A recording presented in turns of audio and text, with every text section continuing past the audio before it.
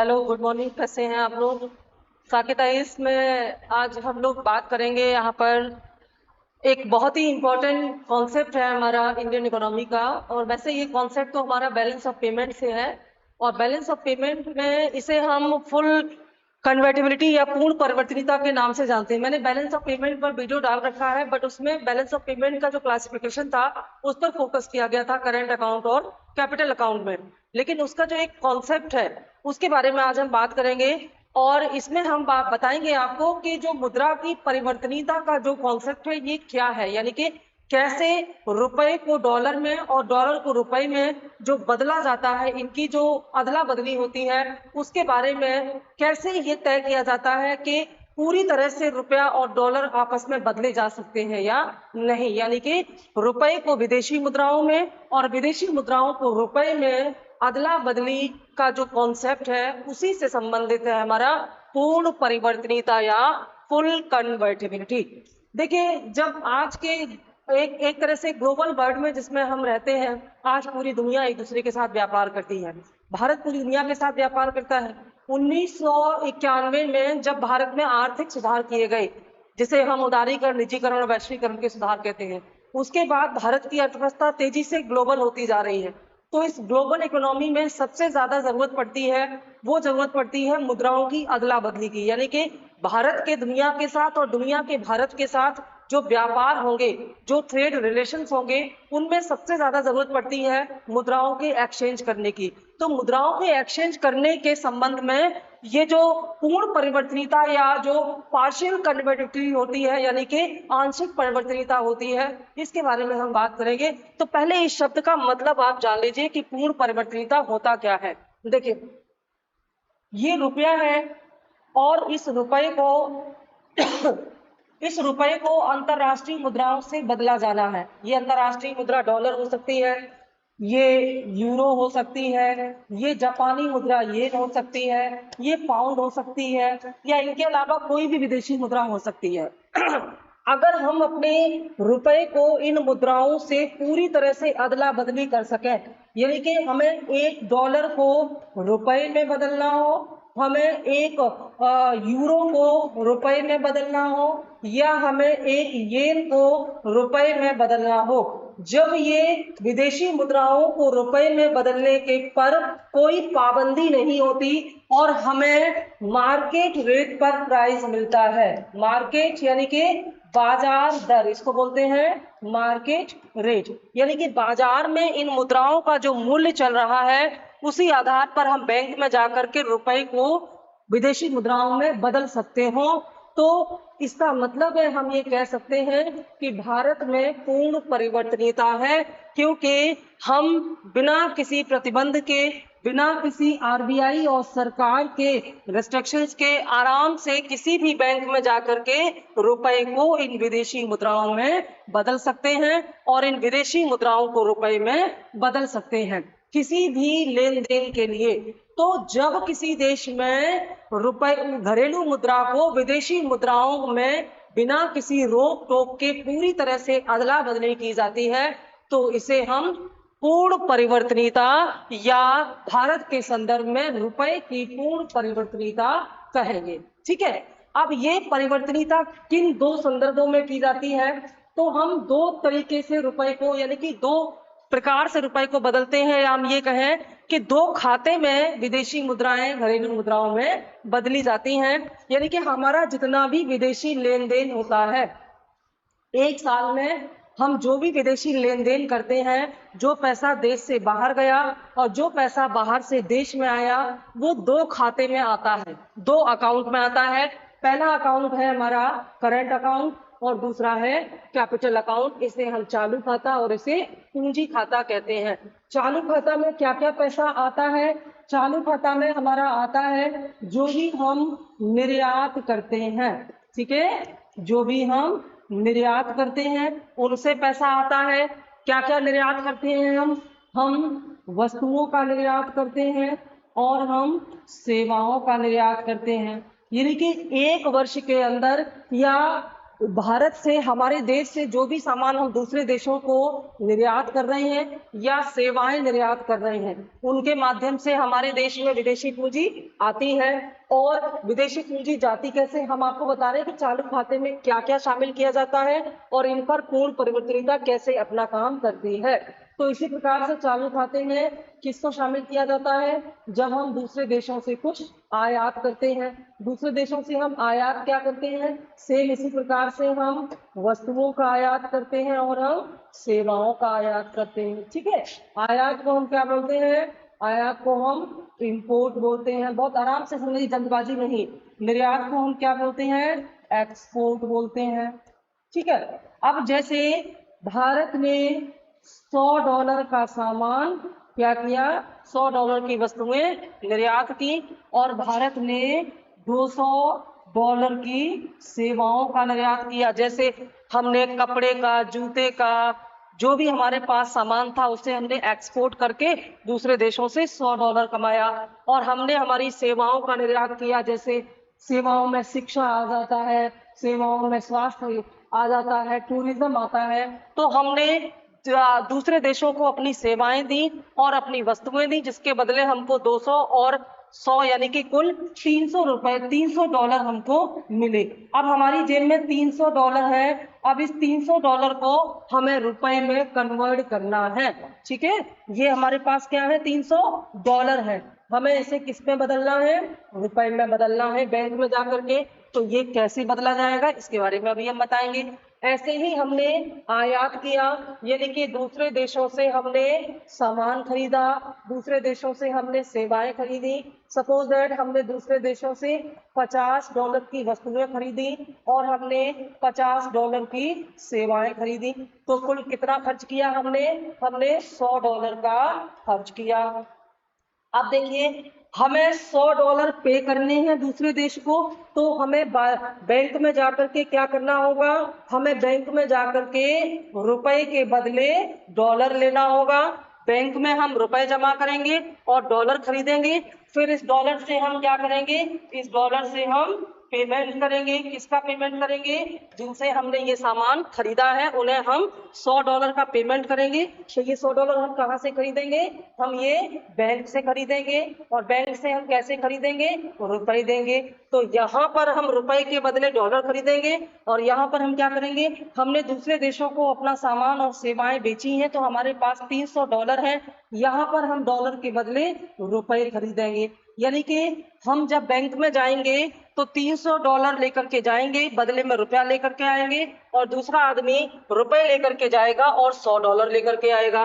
तो ये जो डॉलर और रुपए की अदला बदली हो रही है, ये कौन से खाते में शामिल की जाएगी, चालू खाते में। क्योंकि आयात और निर्यात के संदर्भ में यहाँ पर रुपए और विदेशी मुद्रा यानी कि डॉलर की अदला बदली की जा रही है। जब चालू खाते से संबंधित किसी भी व्यापार के लिए, जब चालू खाते से संबंधित किसी भी व्यापार के लिए कोई भी व्यक्ति घरेलू मुद्रा को विदेशी मुद्रा में और विदेशी मुद्रा को घरेलू मुद्रा में परिवर्तित करता है, तो इसमें पूर्ण परिवर्तनीयता का नियम लागू होता है। पूर्ण परिवर्तनीयता, पूर्ण परिवर्तनीयता का नियम लागू है, जबकि इसके संदर्भ में ऐसा नहीं है। चलिए एक प्लेन पेज पर आपको हम ये बात अच्छे से समझाते हैं। हमने देखा कि एक व्यक्ति ने निर्यात किया और निर्यात करके उसने $300 कमाए, निर्यात करके उसने $300 कमाए। और दूसरे आदमी ने आयात किया और आयात करके उसने $100 खर्च किए। ठीक है, इसने $100 खर्च किए, इसने $300 कमाए। तो इसने जो $100 खर्च किए, यानी कि इसे आयात करने वाले आदमी को $100 पे करने पड़ेंगे उस व्यक्ति को जिससे इसने सामान खरीदा है। तो यह $100 लेकर के यह $100 खरीदने जाएगा, यह आदमी बैंक से $100 खरीदेगा और बदले में रुपया देगा। तो डॉलर की जो कीमत है उसी के आधार पर रुपए पे करके यह डॉलर लेकर के पेमेंट कर देगा। तो ये जब बाजार जाएगा, बैंक में जाएगा, तो ये देखेगा ना कि $1 कितने का मिल रहा है। तो वहां पर $1 की जो कीमत होगी रुपए में, वो देखने वाली चीज है। तो अब रुपए की कीमत डॉलर में कौन तय करता है, रुपए की कीमत डॉलर में तय करने के दो फार्मूले हैं। सिंपली दो फार्मूला क्या है? एक फार्मूला वह है जिसमें बाजार के आधार पर रुपया तय होता है, यानी कि बाजार तय करता है, और दूसरा फार्मूला ये है कि सरकार तय करे या सरकार के साथ साथ आरबीआई तय करे। दो तरीके हैं रुपए की कीमत या डॉलर की कीमत तय करने के, दो फार्मूले यहाँ पर दिखाई दे रहे हैं। रुपए का ये यहाँ पर सिंबल लगा लो। अब बाजार जब तय करेगा कि डॉलर का रुपए में क्या मूल्य होगा, तो बाजार दो चीजों के आधार पर तय करता है। एक होता है इसकी डिमांड क्या है बाजार में, ठीक है, डिमांड के आधार पर, और दूसरा है इसमें सप्लाई के आधार पर, जिसे हम बोलते हैं मांग एवं पूर्ति। यानी कि बाजार का मतलब ही होता है कि जो भी काम होगा वो मांग और पूर्ति के आधार पर होगा।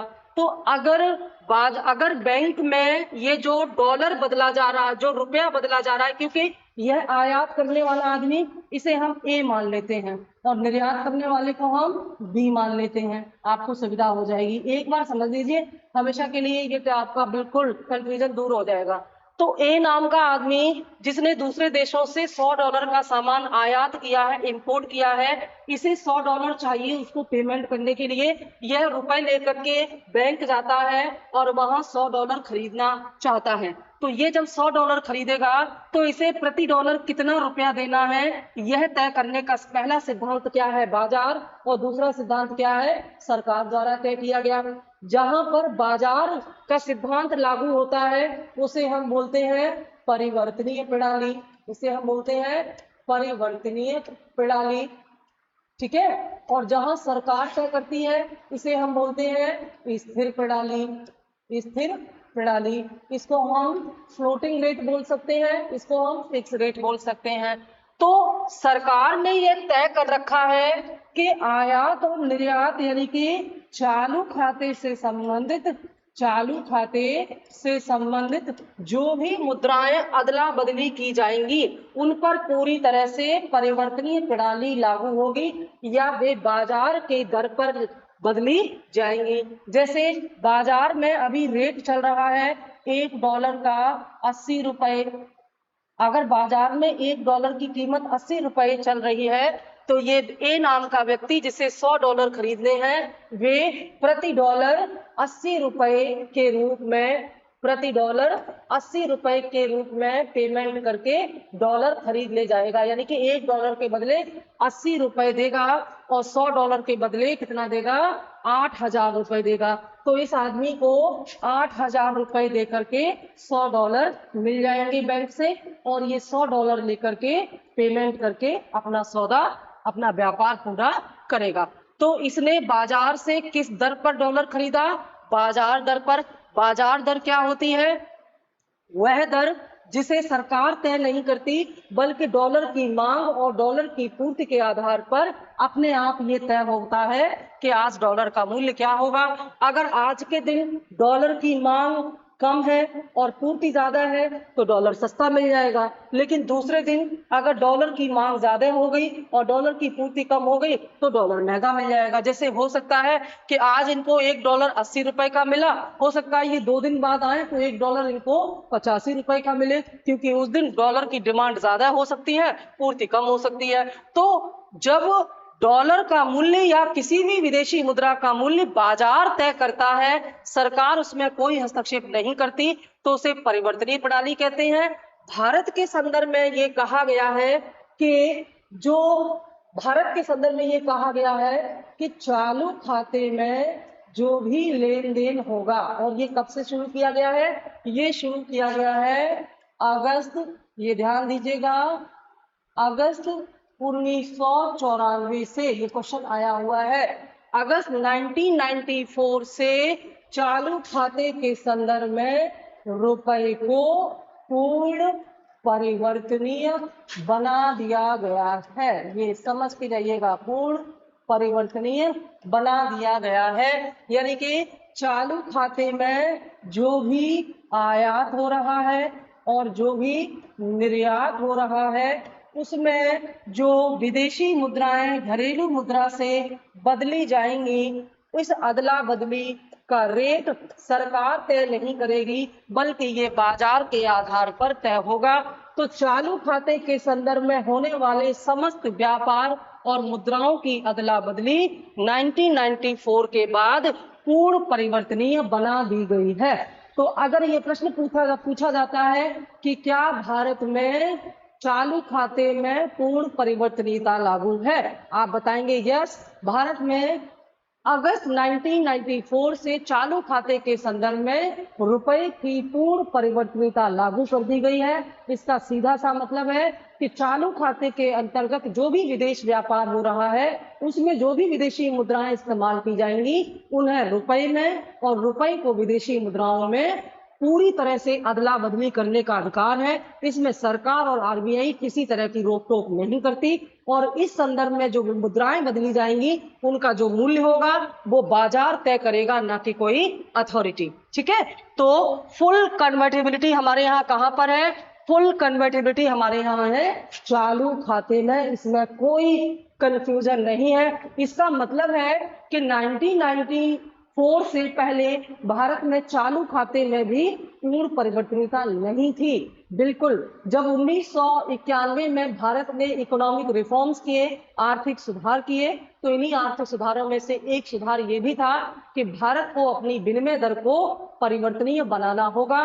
लेकिन जो हमारा बैलेंस ऑफ पेमेंट के दोनों पार्ट है, चालू खाता और पूंजी खाता, हमने दोनों में रुपए को पूर्ण परिवर्तनीय तो नहीं बनाया, बल्कि केवल चालू खाते में ही रुपए को पूर्ण परिवर्तनीय बनाया गया।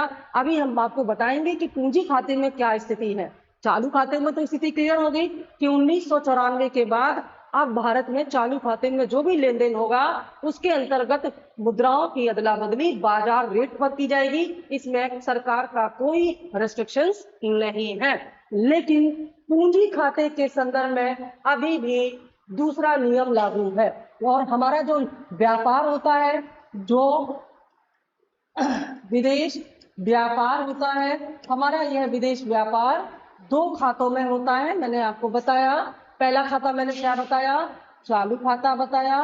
तो चालू खाते में पूर्ण परिवर्तनीयता भारत में लागू है, क्योंकि इसके संदर्भ में जो भी रुपया अदला बदली की जाएगी उसमें सरकार का कोई हस्तक्षेप नहीं है, इसलिए यहाँ पर फुल कन्वर्टिबिलिटी है। इसको हम कह सकते हैं फुल कन्वर्टिबिलिटी। कोई भी डाउट आपको नहीं रहना चाहिए।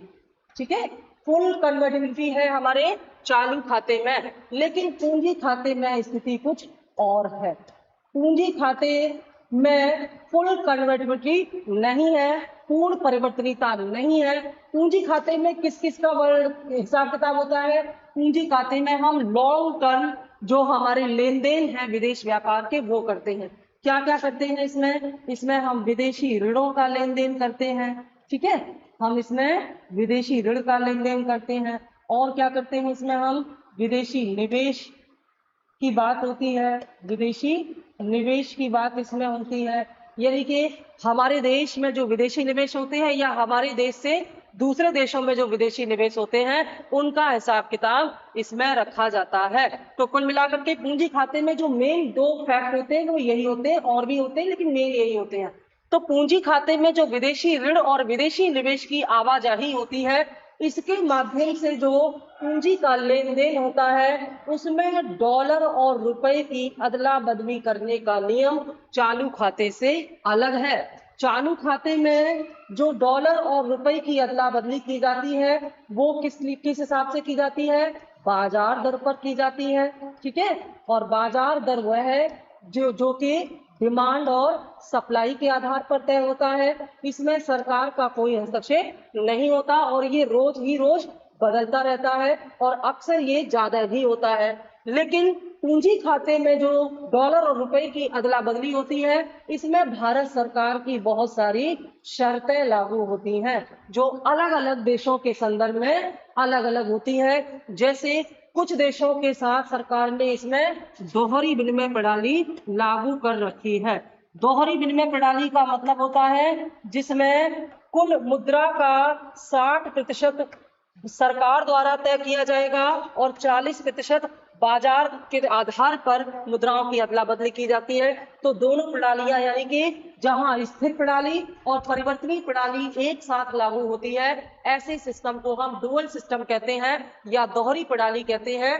तो कुछ देशों के साथ पूंजी खाते में व्यापार करते समय सरकार दोहरी प्रणाली का पालन करती है, तो कुछ देशों के साथ सरकार पूरी तरह से परिवर्तनीयता का नियम लागू करती है, यानी कि पूंजी खाते में जो मुद्राओं की अदला बदली होती है उसमें सरकार की शर्तें लागू होती हैं, कंडीशंस अप्लाई की जाती हैं। इसलिए हम कह सकते हैं कि पूंजी खाते में पूर्ण परिवर्तनीयता नहीं है।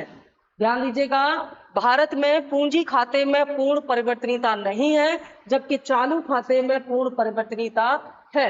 अब यहाँ पर ये प्रश्न एक बन जाता है आपके लिए कि भारत में क्या पूर्ण परिवर्तनीयता है, और भारत सरकार द्वारा गठित एक कमेटी थी जिसका नाम था तारपोर कमेटी। ठीक है, ये तारपोर कमेटी बहुत महत्वपूर्ण है, तारपोर या तारापुर भी नाम इसका मिलता है। तारपोर कमेटी का गठन इसीलिए किया गया था कि क्या पूंजी खाते में भी पूर्ण परिवर्तनीयता लागू कर देनी चाहिए, क्या पूंजी खाते में पूर्ण परिवर्तनीयता या फुल कन्वर्टिबिलिटी लागू कर देनी चाहिए। इसके संदर्भ में सुझाव देने के लिए सरकार ने क्या किया था, तारापोर कमेटी का गठन किया था। और तारापोर कमेटी ने कहा कि पूंजी खाते में पूर्ण परिवर्तनीयता लागू कर देनी चाहिए, यानी कि इन्होंने पक्ष में अपना सुझाव दिया। इनका मानना था, तारापोर कमेटी का मानना था कि आज के जो एक इंटरनेशनल फ्री ट्रेड का एटमॉस्फेयर है, जहां भारत पूरी दुनिया के साथ व्यापार करती है, तो ऐसे में विदेशी निवेशकों को भारत में आकर्षित करने के लिए, ज्यादा से ज्यादा एफडीआई भारत में लाने के लिए भारत सरकार के लिए जरूरी है कि चालू खाते के जैसे ही पूंजी खाते में भी रुपए की अदला बदली पूरी तरह से बाजार रेट पर छोड़ देनी चाहिए। सरकार को यहाँ पर शर्तें और कंडीशन अप्लाई नहीं करनी चाहिए। इनका मानना था कि ऐसा करने से भारत में बड़ी मात्रा में विदेशी निवेश आएगा, क्योंकि उससे भारतीय मुद्रा के मूल्य में एक कंपटीशन आ जाएगा, जिससे कि विदेशी निवेशक भारतीय बाजार में निवेश करने के लिए आकर्षित होंगे। लेकिन यह बहुत रिस्की होगा, और इसीलिए यहाँ से प्रश्न बनते हैं कि क्या भारत को तारपोर कमेटी की सिफारिश को स्वीकार कर लेना चाहिए, क्या भारत को पूंजी खाते में भी पूर्ण परिवर्तनीयता लागू कर देनी चाहिए। तो पहले उस प्रश्न का जवाब सुनिए। सीधे सीधे आपसे प्रश्न पूछा जाता है कि क्या भारत में भुगतान संतुलन के संदर्भ में या विदेश व्यापार के संदर्भ में रुपए की पूर्ण परिवर्तनीयता लागू है। आप बताएंगे नहीं, और ऑप्शन में अगर आंशिक परिवर्तनीयता या पार्शियल कन्वर्टिबिलिटी है तो आंसर ये सही होगा, यानी कि भारत में अभी संपूर्ण लेन देन में पूर्ण परिवर्तनीयता लागू नहीं है। फिर अगला प्रश्न बनेगा कि भारत में पूर्ण परिवर्तनीयता का नियम किस आधार पर लागू है, किस संदर्भ में लागू है। आंसर होगा चालू खाते के संदर्भ में भारत में रुपए की स्वतंत्र अदला बदली की जाती है। ठीक है, तो ये तो प्रश्नों के उत्तर हो गए। अब एक कॉन्सेप्चुअल प्रश्न ये पूछा जा रहा है कि क्या भारत को अब पूर्ण परिवर्तनीयता कब होगी, जब भारत सरकार द्वारा यह अनुमति दे दी जाएगी कि सभी प्रकार की मुद्राओं की अदला बदली बाजार दर पर की जाएगी, चाहे वह मुद्रा चालू खाते से संबंधित हो या पूंजी खाते से संबंधित हो। जब इनकी पूरी तरह से बाजार दर पर अदला बदली की जाएगी, तब हमारे देश में पूर्ण परिवर्तनीयता का नियम लागू होगा। और यह भारत के लिए कितना रिस्की होगा, इसी पर बात करने के लिए सरकार ने ये कमेटी बनाई थी। लेकिन इस कमेटी ने कहा कि भारत सरकार को पूंजी खाते में भी परिवर्तनीयता लागू कर देनी चाहिए, यानी कि पूर्ण रूप से परिवर्तनीयता का पालन भारत सरकार को करना चाहिए। और इसी के लिए सरकार ने एक रोड मैप तैयार करने के लिए गंगाधरन की अध्यक्षता में एक कार्यदल का गठन किया है। ये कार्यदल का गठन सरकार ने इसलिए किया है कि गंगाधरन की अध्यक्षता में ये जो कार्यदल है ये रोड मैप तैयार करेगा कि कैसे धीरे धीरे भारत में पूंजी खाते में भी पूर्ण परिवर्तनीयता को हम अप्लाई कर सकते हैं। लेकिन सवाल वही का वही है कि यह भारत के लिए बहुत रिस्की होगा। रिस्की कैसे होगा, मान लीजिए कोई क्राइसिस आती है, जैसे यूक्रेन और रशिया की क्राइसिस अभी चल रही है, अब रशिया यूक्रेन क्राइसिस में अगर भारत में किसी ने मान लीजिए एफडीआई कर रखा हो, अगर किसी विदेशी कंपनी ने या किसी विदेशी निवेशक ने भारत में $100 का एफडीआई कर रखा होगा, और अगर कोई अंतरराष्ट्रीय संकट आ जाता है तो यह तुरंत बाजार दर पर अपने डॉलर को निकाल करके भारत से बाहर ले जाएगा। यानी कि तब इस निवेशक को भारत से अपनी विदेशी पूंजी निकालने में समय नहीं लगेगा, क्योंकि एफडीआई पूंजी खाते में आता है। वर्तमान में कंडीशन के हिसाब से ही एफडीआई निकाल सकते हैं। तो अगर सरकार पूंजी खाते में पूर्ण परिवर्तनीयता लागू कर देती है तो उस संदर्भ में यह निवेशक विपरीत परिस्थितियों में बड़ी मात्रा में देश से पैसा निकाल के बाहर जा सकता है। तो ऐसी स्थिति में भारत की जो विदेशी मुद्राओं का जो एक बैलेंस है वो बिगड़ जाएगा, और ये कंडीशन तभी भारत में हम अप्लाई करनी चाहिए जब आरबीआई के पास विदेशी मुद्रा के भंडार इतने ज्यादा हो कि विदेशी निवेशक अपनी पूंजी निकाल के जाएं, उसके बाद भी हम अपनी विदेशी विनिमय दर को बैलेंस कर सकें। अब ऐसे ही अगर बड़ी मात्रा में एफडीआई या विदेशी निवेश भारत से बाहर चले जाएंगे, अगर भारत ने पूर्ण परिवर्तनीयता लागू की तो ऐसी कंडीशन में बड़ी मात्रा में विदेशी निवेश क्या हो जाएंगे, अनस्टेबल हो जाएंगे, अनस्टेबिलिटी आ जाएगी। तो बड़ी मात्रा में जब विदेशी निवेश तेजी से बाहर निकल जाएंगे तो देश में जो डॉलर और जो डॉलर की सप्लाई तो डॉलर की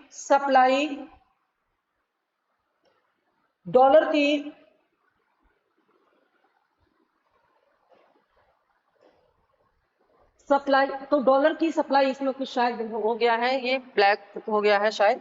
तो अगर मान लीजिए कि भारत से तेजी से विदेशी निवेश या विदेशी मुद्राएं बाहर निकाल ली गई तो उसकी वजह से क्या हो जाएगा, उसकी वजह से हमारे देश में विदेशी मुद्राओं की कमी हो जाएगी और फिर वे विदेशी मुद्राएं और ज्यादा महंगी हो जाएंगी।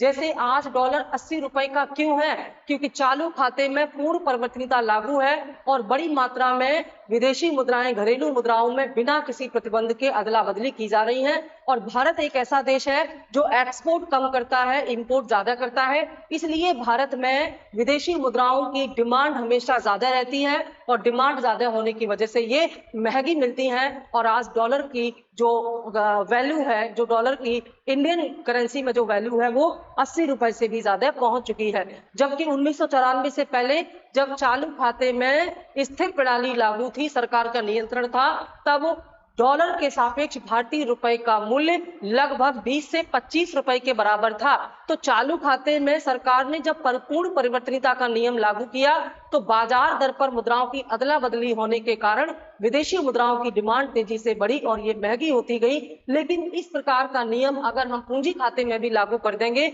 तो इससे बड़ी मात्रा में एक तो जो विदेशी निवेश है उनमें बहुत तेज से उथल पुथल आ जाएगी, अनस्टेबिलिटी आ जाएगी, और दूसरी तरफ जो विदेशी ऋण है वो भी बहुत महंगे हो जाएंगे, क्योंकि उस समय जब हम पूंजी खाते में भी बाजार दर लागू कर देंगे पूरी तरह से, तो उस कंडीशन में जो विदेशी ऋण है उनके जो डॉलर के मूल्य है वो तेजी से बढ़ जाएंगे। जैसे सपोज दैट आज कंडीशन के अकॉर्डिंग सरकार ने पूंजी खाते में तय कर रखा है कि $1 का मूल्य क्या होगा, लेकिन जब बाजार तय करने लग जाएगी तो पता लगा कि अभी 1 घंटे पहले हमारे विदेशी ऋण 1000 रुपए थे, तो 1 घंटे बाद विदेशी ऋण 2000 करोड़ रुपए हो जाएंगे, क्योंकि रुपए का मूल्य तेजी से वेरी करेगा। इसलिए पूंजी खाते में अभी सरकार पूरी तरह से परिवर्तनीयता का नियम लागू करने नहीं जा रही। यहाँ पर एक चीज और सुन लें कि रुपए का अंतरराष्ट्रीयकरण और रुपए का पूर्ण परिवर्तनीयता दो अलग अलग बातें हैं। रुपए का अंतरराष्ट्रीयकरण का मतलब ये होता है जब हम ज्यादातर देशों के साथ रुपए में व्यापार करने लग जाते हैं। जैसे बहुत सारे देशों ने भारत के साथ एग्रीमेंट किया है, जैसे रशिया ने किया है, जैसे इंडोनेशिया ने किया है, श्रीलंका ने किया है, तो बहुत सारे सऊदी अरब ने किया है, कई सारे देश भारत के साथ घरेलू मुद्रा में व्यापार करने के लिए तैयार हुए हैं। तो इसे हम कहेंगे रुपए का अंतरराष्ट्रीयकरण, यानी कि अंतरराष्ट्रीय व्यापार में रुपया तेजी से जब इस्तेमाल किया जाता है तो उसे हम रुपए का अंतरराष्ट्रीयकरण कहते हैं। लेकिन जब रुपए की विदेशी मुद्राओं में अदला बदली पूरी तरह से बाजार दर या मार्केट रेट पर होती है, इसे हम कहते हैं रुपए की पूर्ण परिवर्तनीयता।